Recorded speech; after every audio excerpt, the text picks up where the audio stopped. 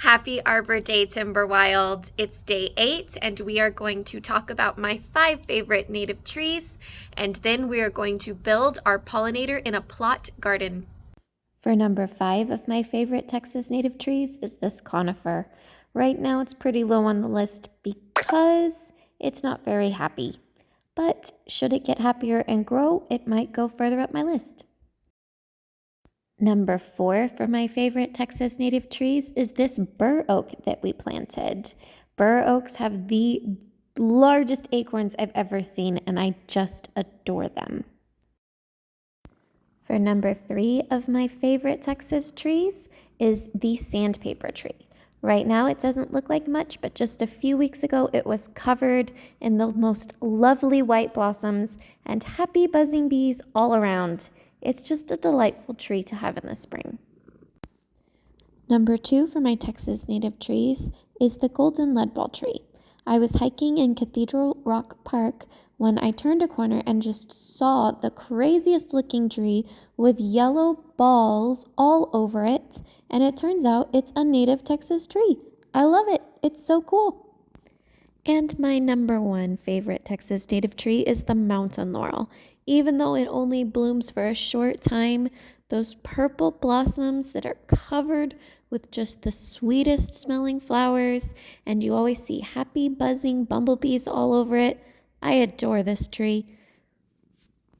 Now you need a place to put one of these wonderful trees, so let's learn how to build a pollinator garden in the pollinator in a plot process.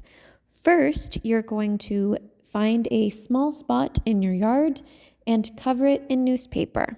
The reason we are using newspaper for the lining of this bed is so that over time it breaks down. This will slow the growth of grass coming up from underneath, but it will allow our natives, which have very long taproots, to grow down and access water deep underground. Here you can compare what it looks like to have newspaper next to a cloth barrier. At first, the cloth barrier looks much more reliable, but if you look at these pictures of the cloth barrier that I put down in between the beds here at school, you can see grass and the wind have already ripped it up. So I recommend using something like newspaper or even cardboard to line your beds. Once you've laid down the newspaper, you're going to need to wet it down, and then you're going to put another layer on top of that, and you're going to wet that layer down. Once you've done that, you're going to start putting your masonry stones on the edge. They're going to overlap with your fabric and your newspaper. After you get layer 1 of bricks down, you're going to start laying down layer 2 of bricks.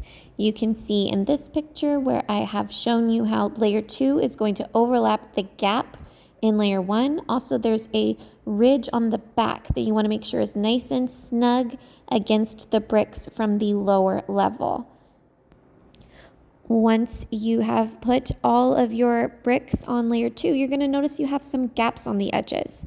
This is where your hammer comes into place, where you start hitting it as hard as you can to chip it off until it fits nicely into that spot. And you'll repeat this process for however high you want your bed to be. I always use 3 layers, so I do a layer 1, a layer 2, and between layer 2 and 3 is when I put my liquid mortar on.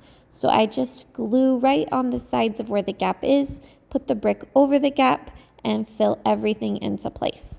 Now we're going to jump over to the vegetable gardens real quick so you can see a photo of what I'm talking about. We are going to put a layer of mulch on top of the layer of newspaper.